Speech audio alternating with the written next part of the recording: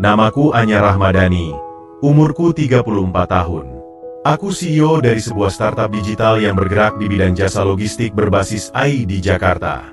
Perusahaanku, meski baru berdiri 5 tahun, sudah dilirik investor asing. Dan aku, perempuan yang membangunnya dari nol.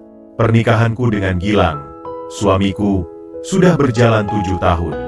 Dia adalah pria tenang, manipulatif secara halus, dan bekerja sebagai manajer keuangan di perusahaan properti milik sahabatku sendiri. Di balik senyumannya yang manis, aku sering merasa ada jarak yang tidak terlihat. Tapi aku terlalu sibuk menjadi wanita sukses, sampai lupa menjadi istri yang peka. Beberapa bulan terakhir, ada sesuatu yang ganjil. Gilang jadi terlalu banyak rapat malam, terlalu banyak perjalanan dinas yang tak bisa dibuktikan dengan tiket. Dan yang paling membuatku resah, dia mulai jarang menyentuhku. Padahal dulu, Gilang pria yang hangat, mencium keningku tiap pagi, memeluk dari belakang saat aku di dapur. Tapi sekarang, sentuhan pun terasa seperti formalitas hambar. Satu malam, aku duduk di kamar dengan laptopku terbuka. Aku sedang mengakses rekaman CCTV rumah. Ya, aku pasang kamera tersembunyi di ruang tamu dan garasi, bukan karena curiga, tapi karena aku perempuan paranoid yang terbiasa waspada. Dan malam itu, aku melihat sesuatu yang mengoyak nuraniku. Gilang, dengan seorang wanita, di mobil, berpelukan. Tidak ada ciuman, tapi dari cara mereka bicara, dari bahasa tubuhnya, aku tahu, itu bukan sekadar teman kerja. Aku menutup laptop. Aku tidak menangis. Aku CEO.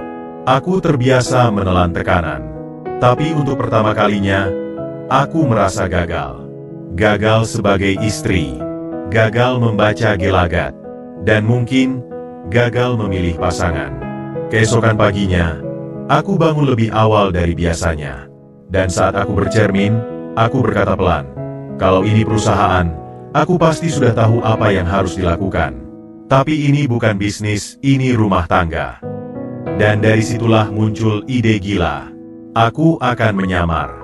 Menyamar jadi OB di kantor tempat Gilang bekerja. Aku punya koneksi.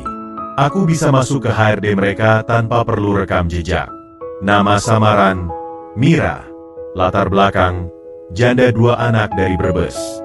Aku berlatih logat selama seminggu. Aku potong rambut, pakai kacamata minus palsu. Dan yang paling penting, aku hapus seluruh jejakku sebagai Anya Rahmadani di dunia digital. Dalam 1 minggu, aku resmi jadi office boy outsourcing.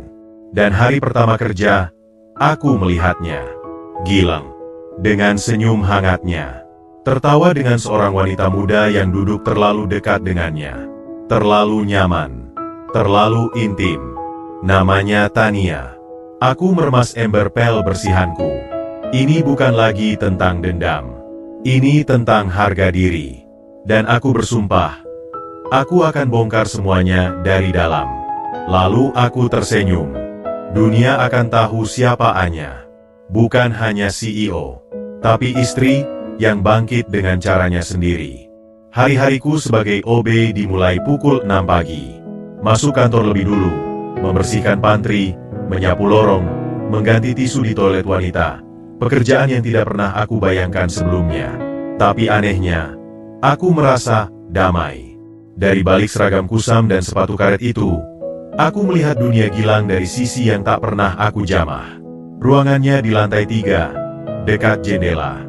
Dari tempatku mengepel lantai, aku bisa mendengar sedikit obrolan mereka, Gilang dan Tania. Wanita itu, rambutnya panjang, bergelombang, riasannya tipis, dan suaranya lembut seperti menyanyikan puisi. Dia adalah sekretaris manajer umum, tapi sejujurnya, dia lebih sering di ruangan Gilang ketimbang di meja kerjanya sendiri. Hari kedua, aku mulai curiga. Tania membawa 2 gelas kopi ke ruangan Gilang. Aku mengintip dari celah pintu yang tak tertutup rapat. Mereka tertawa, terlihat sangat akrab. Sampai Gilang menyentuh pipi Tania dengan ujung jarinya. Lembut, perlahan. Sama seperti dulu saat dia menyentuh pipiku waktu kami pertama kali jadian di Jogja, 10 tahun lalu. Aku mundur pelan. Ada gemuruh di dadaku. Tapi air mata tetap tidak turun. Sebagai CEO, aku diajarkan berpikir sistematis. Lihat pola, temukan celah, kumpulkan bukti. Jadi aku mulai memotret diam-diam. Aku simpan semua interaksi mereka. Setiap tatapan mata, setiap momen saling bersentuhan. Aku bahkan merekam percakapan samar mereka saat aku bersih-bersih di ruangan sebelah.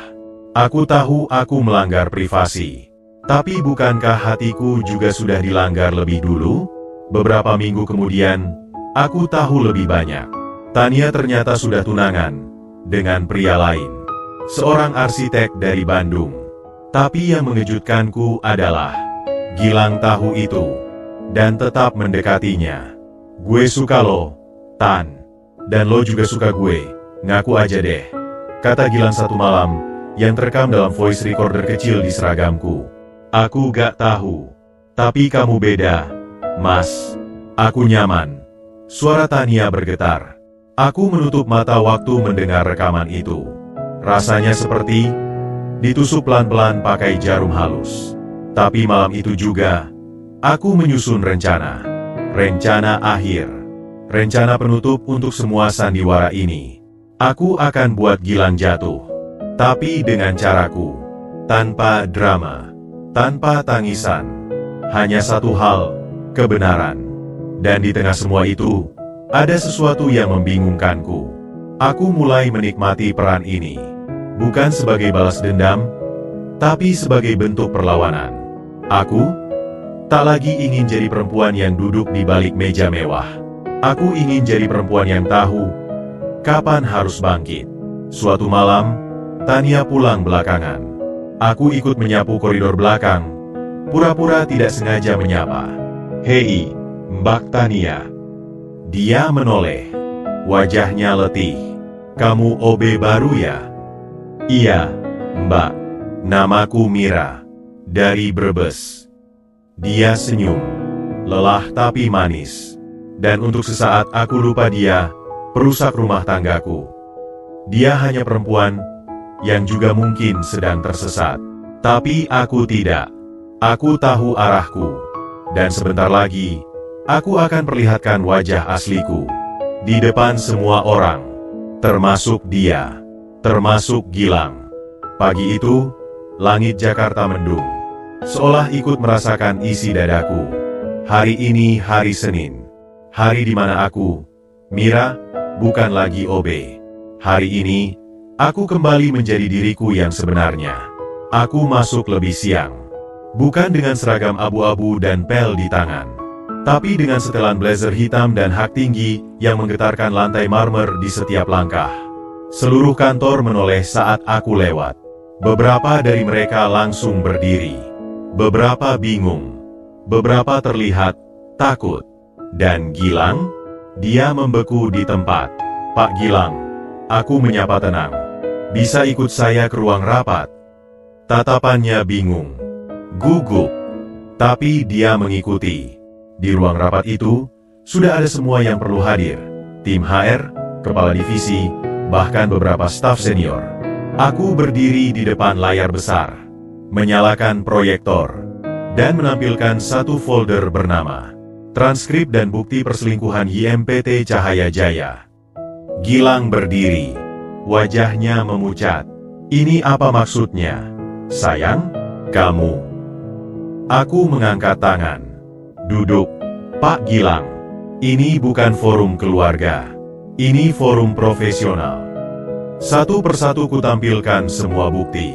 Foto-foto, rekaman suara, percakapan WhatsApp yang berhasil kuakses lewat iCloud. Tidak ada yang vulgar, tapi cukup jelas menggambarkan hubungan tak wajar antara dia dan Tania. Tania menangis.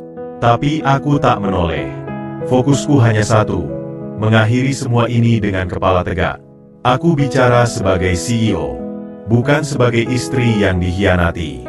Kami di perusahaan ini punya nilai, integritas, profesionalitas, dan loyalitas. Suaraku lantang, tapi tetap tenang.